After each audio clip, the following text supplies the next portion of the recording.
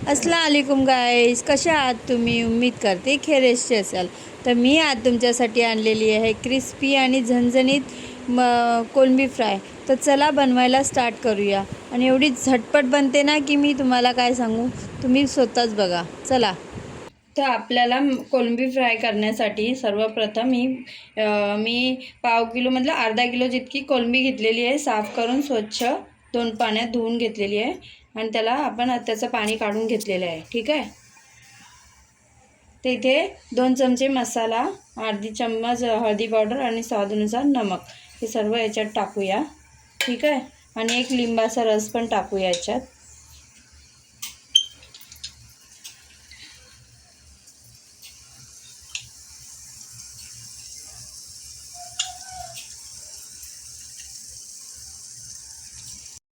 आता याला मस्त मिक्स करून घेऊया अच्छा चांगल्यापैकी.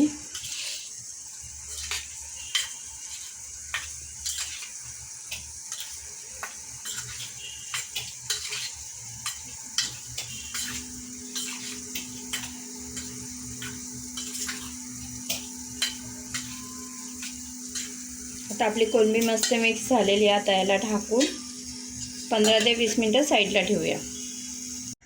तर इथे आपल्या कोळंबीला 10 मिनटं पूर्ण झालेली आहेत. कोळंबीला मसाला लावून झालेला आहे, मस्त कोट झालेला आहे. तर आता ह्याला आपण कोटिंग करूया. तर इथे मी 2 चम्मच तांदळाचं पीठ घेतलेलं आहे, 2 चम्मच रवा आणि थोडंसं मीठ, चिमूटमधला अर्धा चमचा आणि मसाला अर्धा चमचा. तर ह्याला एकदम मिक्स करूया चांगल्यापैकी. तर इथे मी गॅसवरती एक तवा चढवलेला आहे. त्याच्यात आपण एक पळी तेल टाकूया.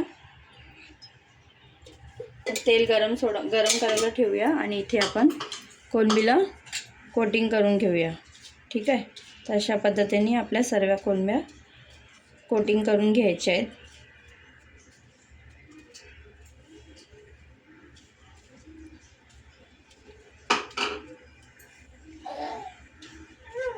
तर इथे आपलं तेल तापलेलं आहे आणि इथे आपले कोळंबी पण मॅरिनेशन होऊन झालेली. आता आपण याच्यात एक एक करून सोडून देऊया.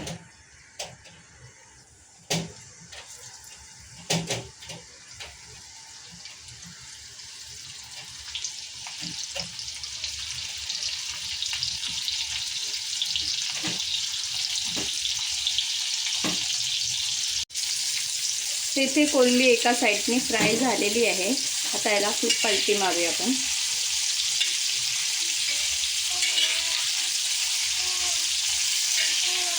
तर इथे बघा आपले कोळंबी फ्राय झालेली आहे. आता हिला एका साईडला करूया, जेणेकरून का त्यांचं तेल एका व्यवस्थित साईडला होऊन खाली येऊन दे. आता आपण ह्याच पद्धतीने दुसरीसुद्धा कोळंबी फ्राय करून घेऊया.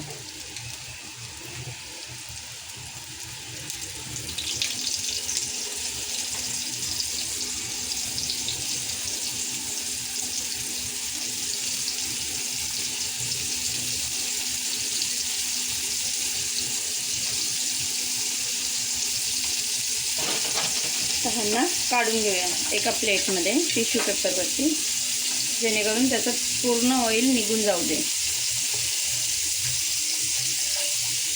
तर ही बघा मित्रांनो, ही आपली कोळंबी फ्राय बनवून झालेली आहे. ह्याला कोळंबी फ्राय पण बोलू शकता, कोळंबी पॉपकॉर्न पण बोलू शकता. ठीक आहे. जर माझी का व्हिडिओ तुम्हाला पसंत येत असेल तर लाईक, शेअर, सबस्क्राईब जरूर करा आणि बेल आयकॉन दाबायला विसरू नका. ठीक आहे. तर मी आता एक तुम्हाला खाऊन दाखवते. एक नंबर आहे गाइस, नो फेल रेसिपी आहे. अल्लाह हाफिज.